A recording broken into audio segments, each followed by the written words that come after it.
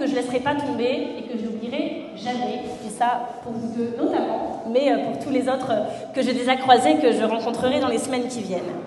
Le 4 mai dernier, Christophe, qui est au fond de la salle, qui est l'élu écolo de Tris-en-Léger, et oui, il y en a un, monsieur le maire, je sais que toute la municipalité est très mobilisée, il se trouve que lui m'appelle en disant « Est-ce que tu connais Valdunes, il rentre en grève demain, piquet de grève à 6h, est-ce que tu peux être là ?» Première question, y a-t-il une gare? Il me dit « Oui, figure-toi qu'elle est à 30 mètres. » Et donc j'arrive en TER le 5 mai pour ce premier jour du piquet de grève avec Céline Scavenec, là, que je vois au premier rang, et donc je rencontre Maxime Savot et Philippe Liouk, que vous avez entendu ce soir, et beaucoup de questions sur les réseaux sociaux et par la presse.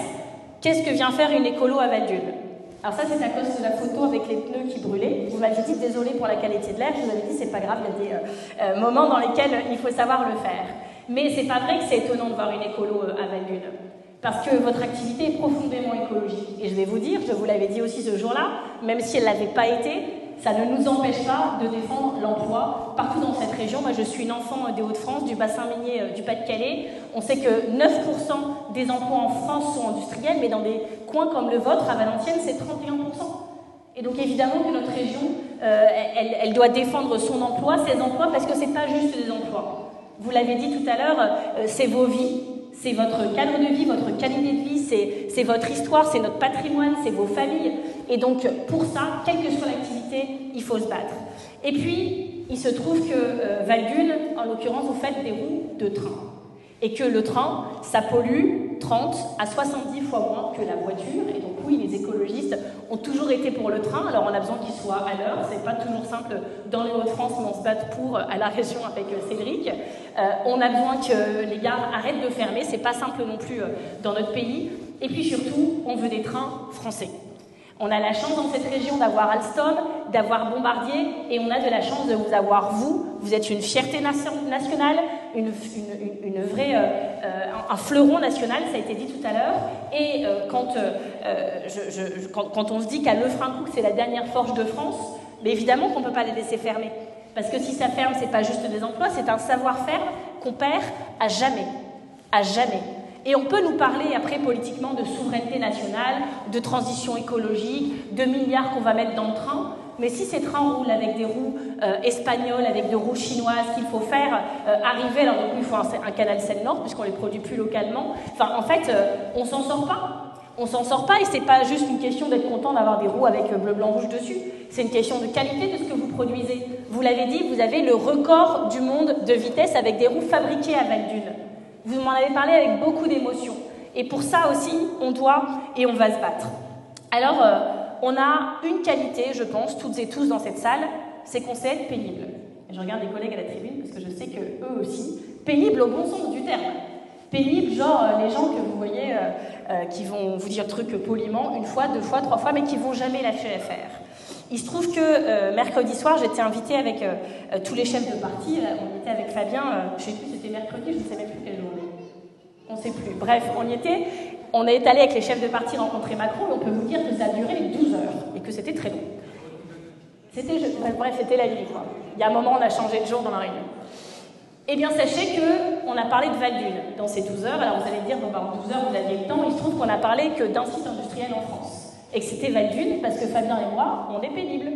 Et donc, quand on vous rencontre, quand on vient vous aider, il se trouve que quand on croise le président de la République, c'est ça qu'on lui dit. Il se trouve qu'Emmanuel Macron m'a couru après à la fin de la réunion en me disant « Vous êtes vraiment pénible, mais vous avez raison. Parce que ce que vous avez fait à Valdunes, il m'a dit qu'il savait que Sophie Binet venait aujourd'hui, il m'a dit en fait, c'est grâce à vous tous, nous tous, que le dossier est encore sur la table, et en l'occurrence sur sa table à lui, parce que tous les dossiers n'arrivent pas sur sa table à lui. Et ça, c'est grâce à nous tous, et je voulais qu'on s'applaudisse, parce que s'il n'y avait pas eu ces jours de grève, s'il n'y avait pas cette réunion ce soir, si Sophie ne venait pas aujourd'hui, si tous les élus n'étaient pas mobilisés, si vos délégués CGT n'étaient pas là, on ne serait plus là ce soir. Alors, bravo!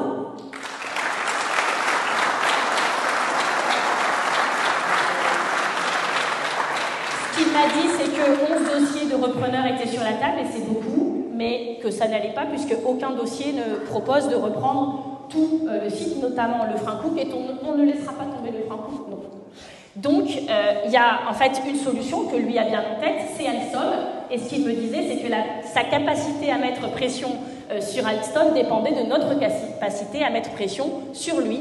Et donc, vous savez quoi? C'est ce qu'on va faire. C'est ce qu'on va faire avec le sourire, mais avec détermination. On n'a pas le choix en réalité. Et vous l'avez dit, monsieur, on n'est pas là pour des paroles, on veut des actes. Il y en a un à la fin qui peut le faire, c'est le président de la République. Nous, on peut lutter. Lui, il peut, à la fin, sous cette pression, agir. Et c'est ça qu'on attend de lui. Alors, on ne va pas laisser fermer les usines comme on l'a vu. Moi, je viens du bassin minier, Métal Europe, Mécastamp, Samsolite. On a laissé fermer les usines comme on laissait passer les trains, comme ça, sous nos yeux, en disant « Ah, ben voilà, c'est terminé ». À Val-d'Une, on ne le laissera pas faire. Il y a quasiment une union sacrée autour de cette usine et c'est parce que vous le méritez. Donc on sera là. Moi, je voulais vous dire que vous nous rendez extrêmement fiers, que vous pouvez être extrêmement fiers et que des fois, quand on vient dans ce genre de lutte, on nous dit merci. Bah là, en l'occurrence, c'est moi qui ai envie de vous dire merci parce que ce que vous faites est important pour l'image de notre région, pour l'histoire de notre région. La transition écologique ne se fera pas sans vous. Donc je vous dis merci. Je vous avais promis, quand j'étais venue le 5 mai, que je reviendrai. Je suis revenue le 9 mai avec François Ruffin. Fabien, tu étais venu aussi le 9 mai matin. Il y avait un décalage de quelques heures dans notre passage. Je suis là aujourd'hui et tant qu'il faudra revenir, je serai là. Vous avez le soutien des écologistes, du national au local et vous l'aurez tant que vous en aurez besoin. Je vous souhaite bon courage.